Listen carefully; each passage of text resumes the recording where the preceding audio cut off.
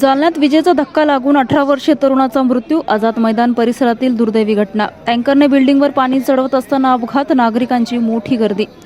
आज दिनांक 11 बुधवारी रोजी दुपारी 2 वाजता मिळालेल्या माहितीनुसार शहरातील आझाद मैदान परिसरात टँकरने बिल्डिंगवर पाणी चढवत असताना विजेचा धक्का लागून एका 18 वर्षीय तरुणाचा जागीच मृत्यू झाल्याची दुर्दैवी घटना घडली.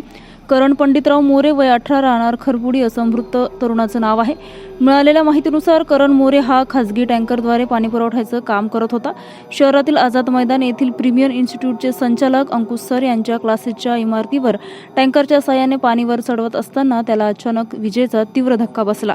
या धक्क्यामुळे करण मोरे याचा जागीच मृत्यू झाला. घटनेची माहिती परिसरात पसरताच नागरिकांनी घटनास्थळी मोठी गर्दी केली. तरुणाच्या अचानक झालेल्या मृत्यूमुळे परिसरात हळहळ व्यक्त करण्यात येत आहे.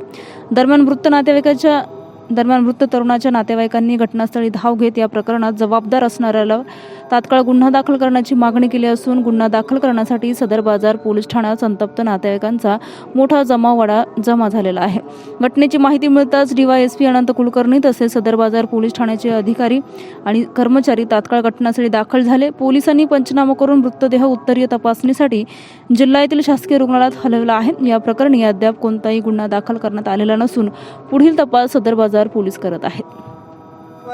प्रेशर आण लागले फक्त बोललो नाही रे आजपर्यंत साहेब काही म्हणलो नाही. कोण बोलत साहेब? आम्ही बॉडी इथून नेतच नव्हतो ना. नका नेऊ ना. या लावली ना मला आता इथून.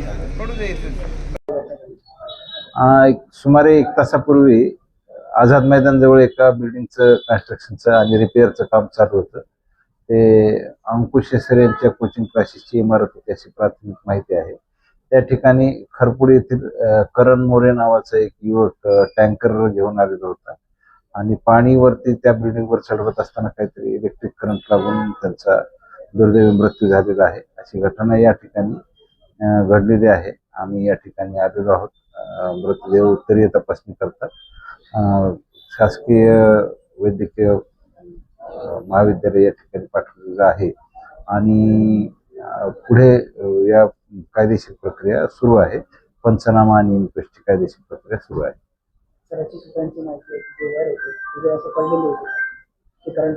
हा आता तो अकस्मात माहीत आपण आता सुरुवातीला दाखल करत आहोत.